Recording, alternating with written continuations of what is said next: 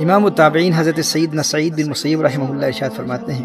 کہ حکیم لقمان علیہ الرحمہ نے اپنے بیٹے کو نصیحت کی کہ جب بھی کوئی مصیبت پہنچے تو اسے اپنے لیے بہتر جان کہ میرے لیے اس میں بھلائی ہے، اسی میں بہتری ہے۔ تو بیٹا کہتا ہے کہ والد صاحب میں نے آپ کی یہ بات تو سن لی ہے اور سمجھ بھی لی ہے،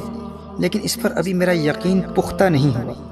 یعنی مصیبت میں بھلائی کیسے ہو سکتی ہے، مصیبت میں بہتری کیسے ہو سکتی ہے۔ بیٹے کے یقین میں پختگی پیدا کرنے کے لیے دونوں باپ بیٹا اس حوالے سے وقت کے نبی سے رہنمائی حاصل کرنے کے لیے طویل سفر پر روانہ ہوتے ہیں۔ کئی دن رات سفر جاری رکھا، راستے میں ایک ویران جنگل میں داخل ہو گئے۔ شدید گرمی تھی، کھانا پانی بھی راستے میں ختم ہو گیا، خچر بھی تھک چکے تھے اور پیاس کی شدت سے ہانپنے لگے تو دونوں باپ بیٹا خچروں سے نیچے اتر آئے اور پیدل ہی چلنے لگے۔ اب اچانک بہت دور ایک سایہ اور دھواں سا نظر آیا تو حضرت حکیم لقمان علیہ الرحمہ نے گمان کیا کہ وہاں شاید کوئی آبادی ہے، تو اسی طرف چلنے لگے۔ راستے میں بیٹے کو ٹھوکر لگی اور اس کے پاؤں میں ایک ہڈی اس طرح گھسی کہ پاؤں کے تلوے سے پار ہو کر ظاہر قدم تک نکل آئی۔ اب حضرت حکیم لقمان علیہ الرحمہ کا بیٹا درد کی شدت سے بے ہوش ہو کر زمین پر گر پڑا۔ آپ نے بیٹے کو سینے سے چمٹا لیا اور پھر اپنے دانتوں سے ہڈی نکالنے لگے اور پھر کافی مشقت کے بعد بالآخر وہ ہڈی نکل گئی۔ اب حکیم لقمان علیہ الرحمہ کا بیٹا شدید تکلیف میں اپنے والد سے عرض کرتا ہے کہ آپ نے تو فرمایا تھا کہ ہر مصیبت میں بھلائی ہے، ہر مصیبت میں بہتری ہے، لیکن ابو جی اب دیکھیے کہ میرے درد کی شدت کو دیکھ کر آپ کی آنکھوں میں بھی آنسو آ گئے ہیں۔ ہمارے کھانے پینے کی تمام اشیاء ختم ہو چکی ہیں، اس ویران جنگل میں بھوکے پیاسے اسی زخمی حالت میں اگر ہم رہے تو ہماری تو یہاں موت واقع ہو جائے گی۔ اب آپ بتائیے کہ اس مصیبت میں کون سی بھلائی ہے، اس میں کون سی بہتری ہے؟ آپ فرماتے ہیں کہ ہر مصیبت میں بہتری ہے۔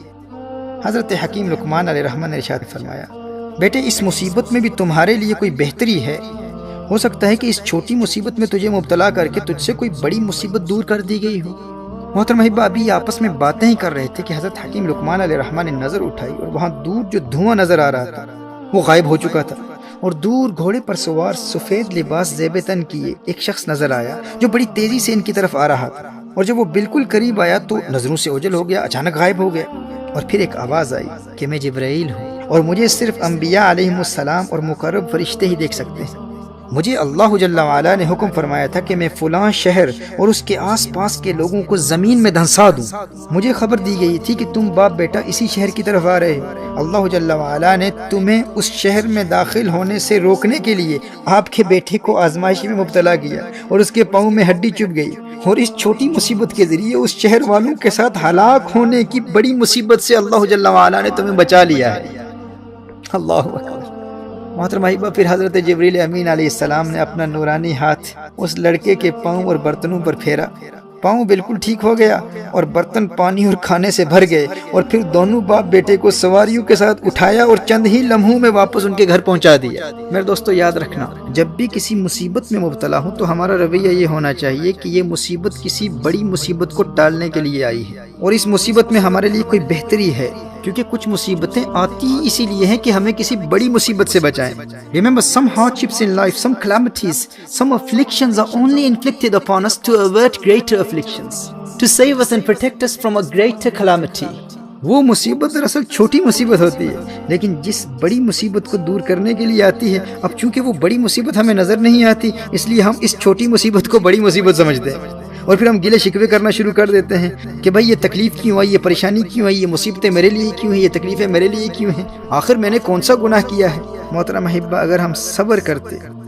تو اس کے دو فوائد حاصل ہوتے، ایک یہ کہ اللہ جل وعلا ہمیں اس آنے والی بڑی مصیبت سے بھی بچا لیتا، اور صبر کی برکت سے یہ چھوٹی مصیبت بھی بالآخر دور ہو جاتی، جیسے حضرت جبرائیل علیہ السلام نے ہاتھ پھیرا اور لڑکے کا پاؤں بھی ٹھیک ہو گیا، برتن بھی کھانے اور پانی سے بھر گئے، اور سواریوں سمیت باپ بیٹا عافیت سے گھر پہنچ گئے، اور اس شہر میں عذاب میں مبتلا ہونے والی بڑی مصیبت سے بھی اللہ جل وعلا نے بچا لیا۔ کیوں؟ کیونکہ حضرت لقمان علیہ السلام نے اپنے بیٹے کو صبر کی تلقین کی، کہا کہ بیٹے اس میں بھی کوئی بہتری ہے، اس میں بھی تمہارے لیے کوئی بھلائی ہے، ممکن ہے کہ یہ مصیبت اس لیے آئی ہو تاکہ تجھے کسی بڑی مصیبت سے بچا لے۔ محترم احبہ، نبی کریم صلی اللہ علیہ وآلہ وسلم کا فرمان عالی شان ہے، اللہ جل وعلا کے فضل و احسان کا تقاضا یہ ہے کہ تم بیماری میں اس کے شکوے نہ کرو اور مصیبت کو پوشیدہ رکھو، مصیبت کو چھپا کر رکھو۔ اگر مصیبت پر شکوہ نہ کیے تو وہ مصیبت بھی ٹل جائے گی، اور جس بڑی مصیبت کو ٹالنے کے لیے آئی تھی وہ بھی ٹل جائے گی۔ محترم احبہ، اگر ہم مصیبت پر گلے شکوے نہیں کریں گے، if we stop complaining about afflictions and hardships in life,